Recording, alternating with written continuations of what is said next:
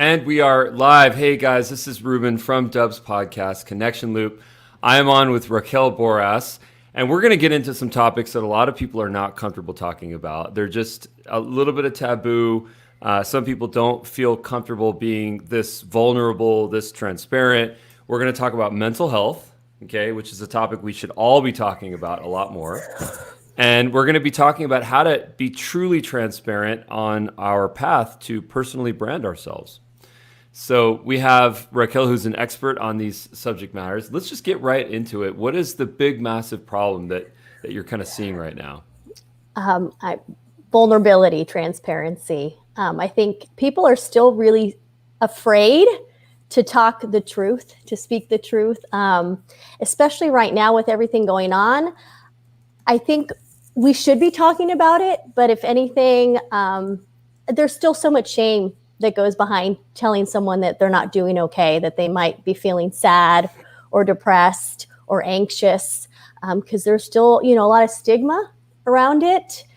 And but this is the time when we should be sharing our stories and our struggles so that we can help each other. I think that's the thing, is so many people think they're alone. They're not alone. Once they speak, they realize like, oh shoot, everybody else is feeling the same thing. And then the conversation arises, and then that's where the support comes in, and the encouragement, and, inspiring one another. Yeah. It sounds like what you're saying is one of the biggest problems in our society is this question, how are you doing? I'm doing fine. Yes. And not only how are you doing, but actually looking at someone when you're asking that question and then pausing so that they can actually answer. Because I think what happens too is we're so quick to say, hey, how are you? And we know they're going to say fine. So then we're ready to kind of continue the conversation, where I really pause and I'm like, how are you? And I wait for a little bit. And I think that pause kind of gives them permission to say more words than just fine. You know what I mean? Right.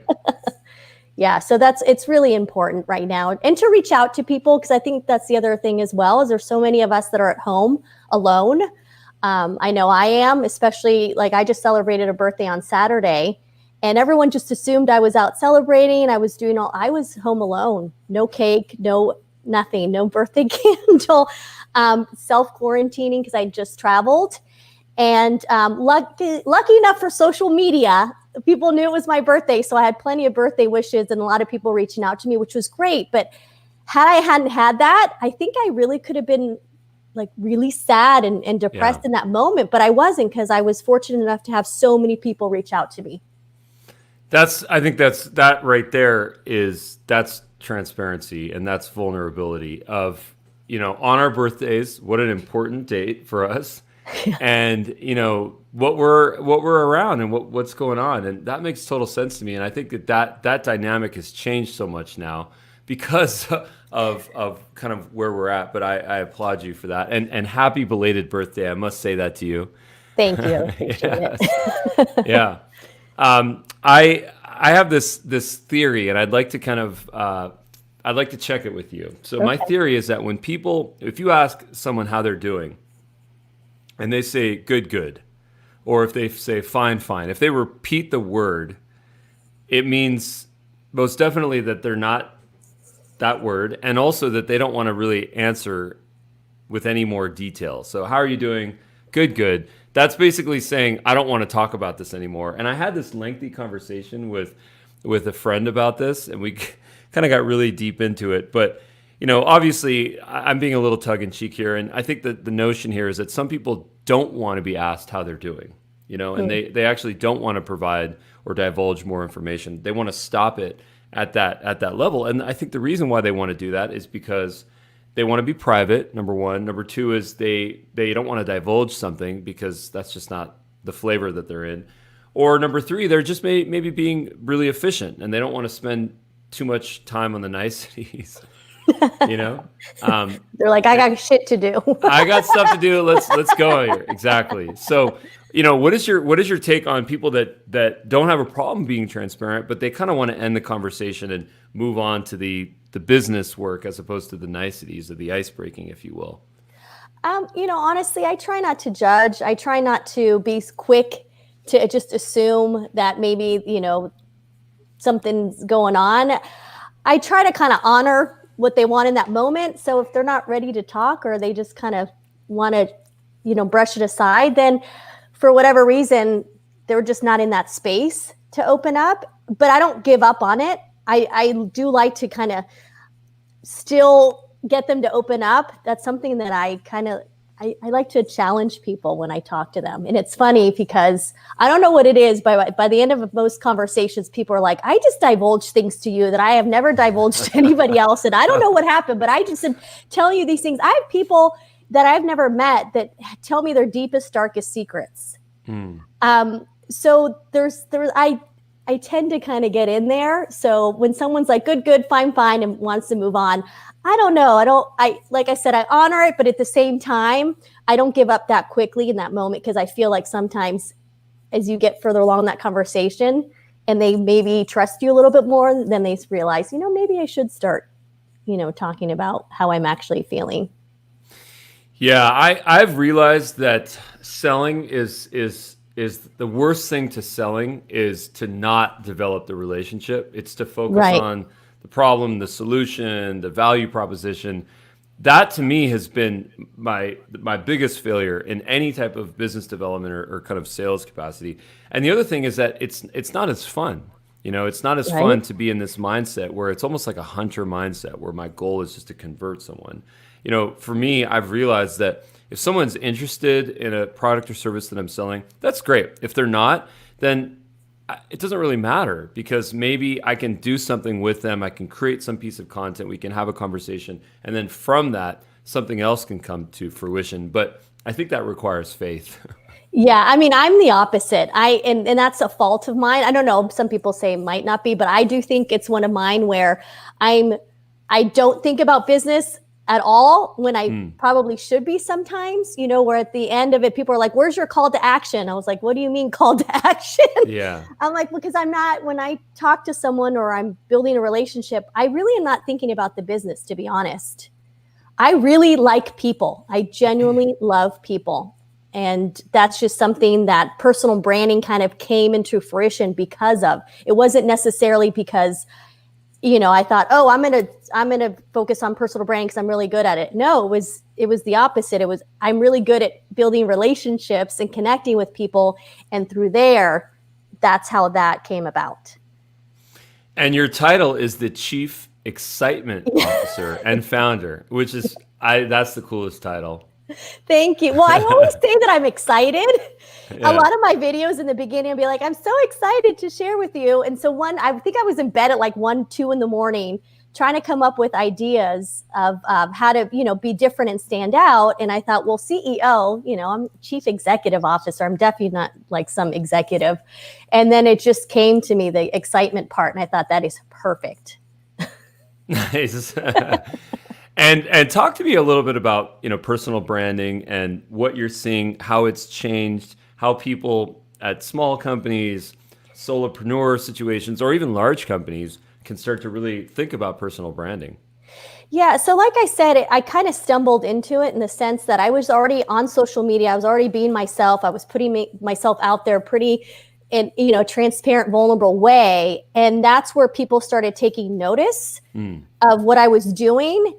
And that's when I kind of realized, oh, I'm branding myself. Like, because people are like, you realize you're a brand. I'm like, what do you mean I'm a brand? And so just the more and more I thought about it, I realized like, okay, this could be something. And I'm very creative. So I'm creative with my own brand. And then I love being creative with other people. So when people talk to me about what they do, I automatically start thinking in my head, like, ooh, they could be doing this, or this is a great way for them to stand out. And it just all came, into fruition just with my latest company. The last company I was with, they're the ones that said, hey, will you be our brand ambassador? Will you promote our brand? Because you already have a brand. So they were pretty much the ones that realized it and noticed it when I thought I was just being me and putting myself out there on social media. I didn't look at it as a personal brand at the time. And it sounds like it was a little bit more natural for you. Whereas, very natural. Yeah, where I think a lot of people, it's actually the opposite. It's very unnatural, and it's a concerted effort that they have to take. they might have a phone with 300 videos on it that have never seen the light of day, that they've never posted anywhere, but they wanted to get into that flow. Maybe they've done this stuff in front of the mirror, but for some reason they have not been able to get over the finish line. Yeah. What is the block to saying I'm going to commit myself to personally brand myself? And that way the investment can be a network. It can be people on LinkedIn, social channels. And if I'm selling stuff, maybe there's opportunities, or even down the line, I have just more pathways to opportunities through a network. Right. Yeah, no, it's all up here. We overthink things. I tell people all the time that it's not so much a consultant, but like a therapist at times, because it is getting over this fear of what are people going to think about me? How am I going to be judged? What if people are mean? What if they say something negative about me? What if I mess up? What if it's not perfect? We get into our heads. And so we're the ones that are stopping ourselves from doing it. And so that's why I love what I do, because I am a natural kind of cheerleader, and I do like to, inspire and encourage. And so for me when I work with a client, it really is about getting their confidence up and about, having them understand that it's okay. Like sometimes I do videos and I mess up and I put bloopers up. I'll do blooper reels a lot of times every now and then to just kind of be like, hey guys, I mess up all the time too. You guys might think that I'm supernatural on a video, but you didn't see the 100 takes before then. So let me show you, what I mean? And so that's key, is just knowing that it's not going to come out perfect the first time, and it's going to be trial and error. And you're going to have to figure out what resonates with your audience, with your clients, because it took me several years to figure out my network, what they like to see. Now I know them really well, and I trust that whatever I put out there, they're going to take it in a great way, and they're going to encourage me as well. So there's a lot of trust that is involved with who you're working with, and your following and so forth. I love how you said that. I completely agree with you, and I think that I would add to that there's this paradox that happens, which is that the more vulnerable we are, the more we can connect to other people, and the more they will trust us, and as a result, connect to us. Mm-hmm. And by having that sense of vulnerability, it kind of opens us up, right? But so many of us want to not be vulnerable because we want to protect ourselves, our mental health, from things like judgment, from things like exposing a failure, having to pivot on some plan or some change. So unfortunately, it's such a big missed opportunity for us just to lean into our vulnerability because of those fears. And it's something I think about. What is your take on that? I love what you just said. It's a missed opportunity. So I grew up in a household where we didn't really show emotion. You can ask my mom how many times she's seen me cry in the 45 years that I've been on this earth, and she'll probably tell you less than 5 times. Okay. So, and for someone who's extremely transparent, vulnerable, I still don't let people see me cry. So I grew up where vulnerability was a weakness, where you don't share what you're feeling, all of that. I was a perfectionist, very OCD, all of that. And so it wasn't until I actually was transparent, vulnerable, that I realized, like, oh my gosh, this is where the breakthrough lies, is where you actually are just opening up. And so I'm grateful that I realized that, because had I not, who knows where I wouldn't be where I'm at today. I will tell you this for a fact. I would not be here if it weren't for the fact about me opening up about my mental health past, like my issues in the past, about, just what I go through, about, the struggles, starting a business before COVID, I've been through a divorce, all of that. And, I'm so grateful that for whatever reason, I one day, I guess, had a light bulb moment, decided, like, you know what, I'm going to do the complete opposite of what I was doing before.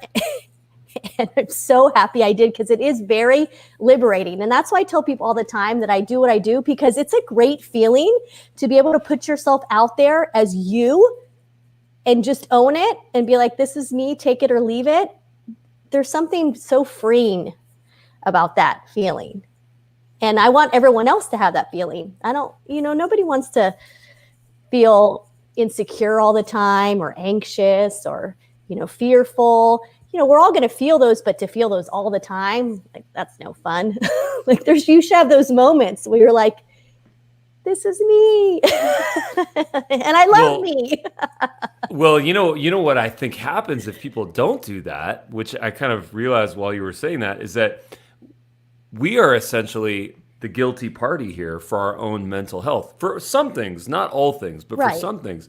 If we're not opening ourselves up, if we're not, sending and receiving love in certain ways that we need to, if we're too self-critical and we're too hard on ourselves, then what we're doing effectively on a long-term basis is just fueling this idea of we are not good enough. And for whatever trauma that we have from our childhood, from our upbringing, from whatever personal relationships or business relationships that we've had in our life, that those things, those ideas of oppression are and should be our reality, which is the farthest thing from the truth, Right. And that is the unlock of how do I maintain mental health in an effort to build my career and build myself and my confidence and my brand. Yeah. I mean, as I get older, I mean, I just turned 45, and I grew up in a household where my dad's Jewish, my mom's Catholic, but my dad also, is big in Buddhism and Carl Jung. And there's just I just grew up with a lot of wisdom and insight. And, like I said, as I get older, I just realize the mind is so powerful, and your mindset is extremely powerful. And so I choose to try to fill my mind with positivity, with things that make me happy. Yes, we're all going to suffer at times, and yes, we're going to have our moments, but if we can experience that moment, kind of sit with that emotion, that feeling, accept it, be like, okay, it's okay that I feel sad right now, but be like, you know what, I'm not going to be victim to it, and I'm going to move forward, and I'm going to move on. And I've learned to do that. And ever since I've been able to do that, it literally has changed my life. And, it's hard because I have a sibling who suffers from mental illness. He's major depression, deals with a lot, but he still has this kind of victim mentality. And he still has this thing of like, woe is me. And it's hard because I feel playing the victim to me is it's just not a good place to be. And it's hard because I'm on a different, path, and he's still kind of like on the same one that he was years ago. And it's hard because there are so many people that still struggle with that. So I can sit here and say like, oh, la-di-da, I was able to one day, think positive and change my mindset. But I truly understand that it's not easy for everybody. But that's one's journey too. Everyone has a different journey. Yeah. And that's where like the comparison game comes in too. We're like, oh, well, that person is doing this. And that's another thing too, where it's like, we can't compare ourselves with each other in that way either, because everyone's path and journey is theirs in particular. So, so just like, for instance, with my brother, I try not to judge that. I try to just help and support. But I get it. It's a struggle for some. Well, I think one of the key things with this is this idea of being self-aware, but then also being out of your body. If you look at your current situation from an out-of-body experience, and you can be up here from a bird's eye perspective and look down at yourself and say, this is me, this is the situation I am, this is the conflict that I'm trying to address. And this is potentially what I'm going to look like in a week from now or in 3 days from now.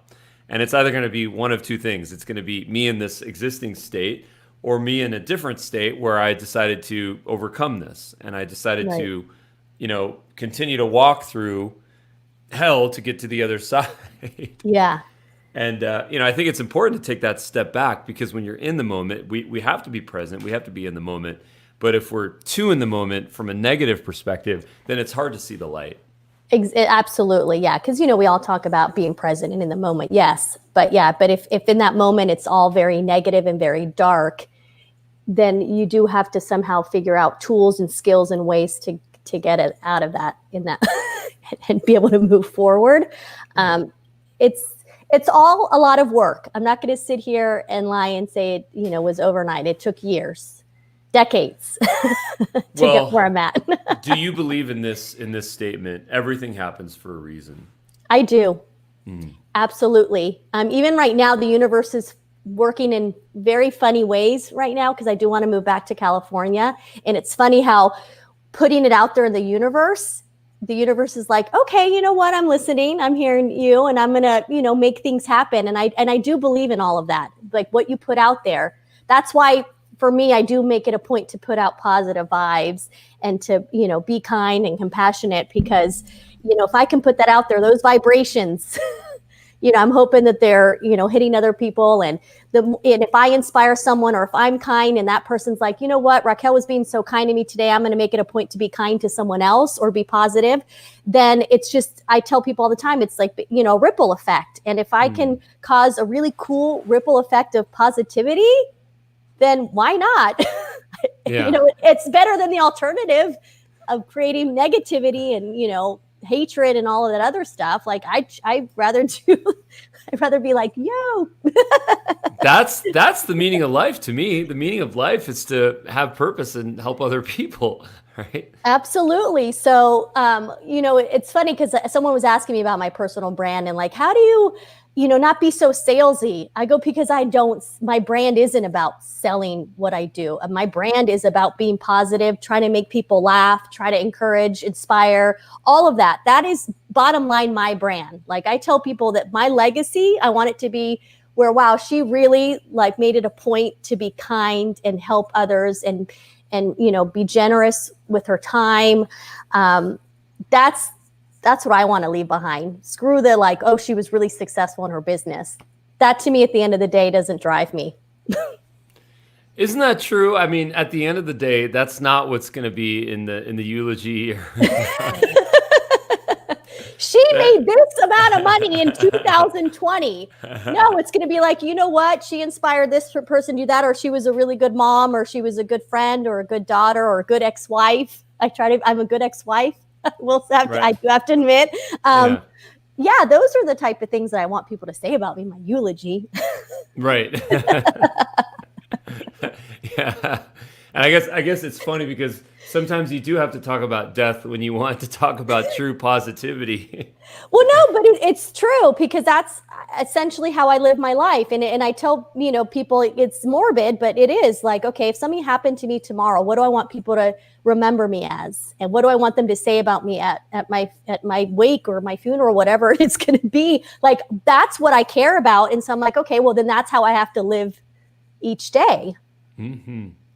And then what would you say is your kind of sweet spot for a clientele? Like who is it that really connects with you? Is it people in the loan industry? Is it on the enterprise business side? Well, a lot of people know me in the mortgage industry just being that I was in it for a good 6 years. So I do have a lot of real estate agents and loan officers reach out to me, but I also love small business owners because those are the ones that, like me, are really passionate about something, and that's why they started their business. So for me, it's really important that person is showcasing why they did what they did, who they are, because that's essentially their story. That's what's going to connect their client with them is their purpose. Like Simon Sinek says, it's the why behind it, not the, what is it? Or it's the why, not the what. Yeah. Exactly. And so that's the fun part is getting people to kind of open up and share their story behind their business. Because I think not enough people share that with folks. I don't know why, or they don't share like how they failed like 10 million times before they were able to start it. And now look at how they're successful. They're quick to just talk about the successes. I'm like, no. Talk about the fact that you failed like 5 times and that you tried to start a business several times and it didn't work. Like that's what we want to hear. Not because it's like, oh, you failed. It's because we connect with that because most of us do fail. Sorry. Right. Right. It's inevitable. You're going to fail at some point in your life. And if you don't, then you're not trying. You're doing something wrong. Right. How true is that? And what would you say the kind of the biggest block is for folks that want to start to really kick off a personal branding effort? Would you say that it's mental health, it's confidence issues, it's not prioritizing? It's that, and it's also the fact that we have this instant gratification. So people think that they need to put up a video, needs to go viral, and if they only get a few likes or a few views, then it's like, see, nobody liked it, nobody cares. It's consistency. You got to be patient. It takes time. Like I tell people, I'm a dinosaur on LinkedIn, for instance. With LinkedIn, so many people forget that I've been on there for almost 7 years. And have been like slow and steady. I didn't do any tricks of the trade. I didn't, back then there weren't, these things that you could do to beat the algorithms and so forth. Now there's so many tricks that you can do when you get on, so that when someone, within 6 months could get a huge following, a huge presence, but it wasn't always like that. So I tell people all the time, like, it takes time. But you got to just keep with it, because unfortunately so many people are so quick to give up because they don't see the results right away. And we all know with marketing and branding, that's like the first, budget that goes, when I think that's the first one that should be implemented, is the marketing branding. And and with the mindset of, this is going to take some time. Mm. And what is that time commitment that you would say is realistic, in terms of how much time do I have to spend on a weekly basis working on my personal branding? It shouldn't be work. It should be fun. Well, I'll throw that in. And then secondly is, when will I see an ROI? If people are focused like that, what's some insight that you might provide them? I mean, it's different in every industry, because, for instance, a loan officer or a real estate agent could put up a video, and who's to say that someone happened to see it and really connected with that person, and they got a phone call and they got a client right then and there, right? And then there's other businesses where it's going to take some time for that person to really trust what you're selling, or trust you. But like I said, there's some people that I've had get on LinkedIn, and within 6 months, like I had a client and he got on LinkedIn for the very first time in December, and he was really consistent. He put out an ebook. He was engaging with other people's content. He was putting out valuable content. I mean, he was putting out a lot of information in his industry. And within 6 months, he did so well. I'm so proud of him, but that's because he actually put the time and energy, and every day he set aside time during his day to focus on LinkedIn. And so that's why I tell people, like, how people love to time block, or at least they try to time block time for your social media. And you'd be surprised, even if you're on Instagram and you just do a couple Instagram stories, it's just keeping top of mind. And I don't know what the scientific study is, but I know that they say, like, if you see someone 4 times, once you see them 6, then at some point they think that you're like family, or they know you really well. I mean, parasocial relationship, right? Yeah. So it's the same thing with us. Like, people, like, a lot of people think that they know me really well because they see me on social media every day. And so that's the best part, though, because when they reach out to me, it's like an automatic like way to connect. Like, all the kind of the formalities go out the window when when people reach out to me, because they reach out to me in a way where, they feel like I'm just a friend. So bypasses a lot of the fluff, if you will. Right. Well, I mean, I think that back to this idea of this paradox of being salesy is not good for selling, but focusing on education and relationships and having fun and personal branding ultimately is what wins at the end of the day. Yeah. And I mean, you can have a call to action. Like, we're actually working on a call to action for my videos. I have a friend who's being generous enough to do it, because he's like, Raquel, you should have something at least to remind people that this is your business. And so I'm going to actually be a coach on a social media app that's coming out next month. So he's going to do a call to action, so that every video I do, it pops up. So if people want to work with me, or want to be coached by me, or prompted, with content, they can go to this app. And so he's connecting the landing page to it and everything, which is great. So it's a way to do it like subliminally as opposed to me, trying to sell my services. Nice. We think about the call to action constantly. I agree with what you're saying, where it needs to be, it shouldn't necessarily always be something where the individual is pushing at it. It should just be something where it's an option for the end viewer, the prospect, the consumer, whoever the contact, for them to just choose your own adventure and have that. click on a Yeah. button, Yeah, book like a if you time like in a what you calendar. see, or if you think that, that you connect with that person, then yeah, give them the opportunity to do it as opposed to you pushing it on them. Nobody wants to be pushed on, especially with LinkedIn. Like that's a big thing that's going on around right now, is like all these like spammy messages that as soon as you connect with someone, you automatically get that, canned message selling their service. And most people block that person right away because they're like, really? We just connected. You didn't even ask me like how I'm doing, and already you're trying to sell me something. Right. But it does work for some people. There are some people out there that it's worked enough to where they're like, I'm still doing it. As much as it might annoy people, I'm still getting, a few clients here and there from it. So really to each his own on that. I personally Totally. don't like it, but Right.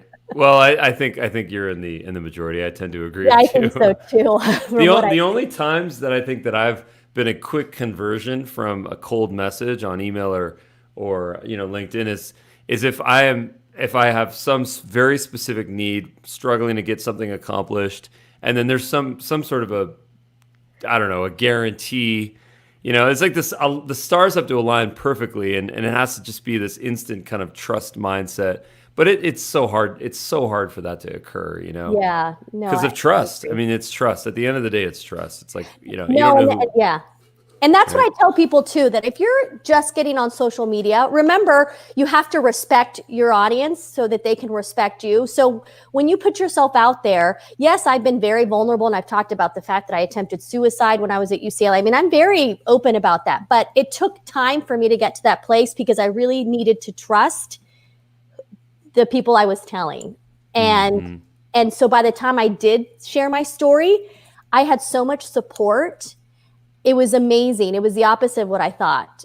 It was overwhelming in such a good way, but it's because I respected them enough to know, like, hey guys, like we've gotten to know each other pretty well now. So now I'm going to start really sharing things with you because I trust you. Right. And they appreciate that. Believe me, I know I appreciate that from other people that I follow. If they're willing to really kind of open up in a certain way, I'm like, you know what? Thank you. Thank you Yeah. for showing us your human side too. Well, isn't that the key to vulnerability? It's that contract. It's that mutual trust, Yes, and I think that's really important. So I agree. where can people connect with you? LinkedIn, it sounds like that's your home. Yes, that's my home, but I am trying to gain a little bit more presence on Instagram. My Instagram's kind of funny, actually. I mean, not that my LinkedIn isn't. Believe me, I just put a dancing compilation of me for my birthday on Saturday. But I put some kind of funny stuff on my Instagram because I am, like I said, very creative, artistic. I'm funny, so I'm allowed to kind of show that side of me on Instagram. So I'm on there, just Raquel. I think it's underscore Boris, and then I'm on Facebook, which I'm not that great on Facebook, to be honest, but yeah, that's a whole other. that's LinkedIn that's and Instagram are pretty much my two biggest platforms right now. That's cool. And then kind of a closing comment for you. So your take on being way more casual on social media. You mentioned dancing on Instagram. When we're kind of grown ups and we got business stuff going on, how okay is it for us to show that side? Sounds like you're a believer, but how can you maybe a better question is, how can you encourage people to show more of that side? Dancing, having fun, being that inner child.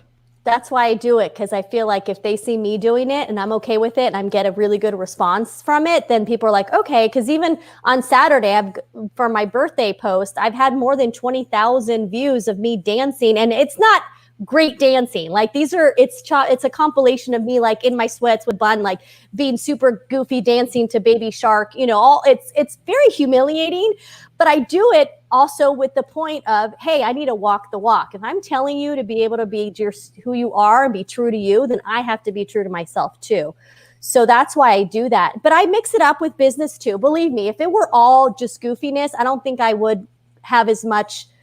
People wouldn't take me as seriously as they do. Like, I'm very lucky that I can be goofy, I can be myself, but I'm also taken seriously. But it's because I feel like there's a good balance there.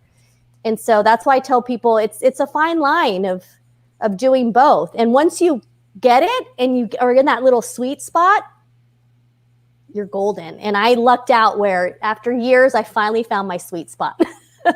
Nice. Cool. Well, I look forward personally to seeing you appear more in my LinkedIn feed. And I can't wait to see some of your future content. And I can't wait to see you dancing more on LinkedIn. I don't know. You might regret saying that. Oh, I've seen you dance on LinkedIn, and I give you 2 thumbs up. 2. Yay. And that's coming from a Trojan to a Bruin. So Yes, I know people out there, UCLA and USC. So the fact that we're even collaborating here is huge. I will feel so happy if one day my son gets into UCLA. Yes, so I can hope I one day. would not be able to get into UCLA today. That's for sure. If I applied today, It's crazy. Oh my goodness, it is crazy. Well, Raquel, thank you so much. Thank you. See you.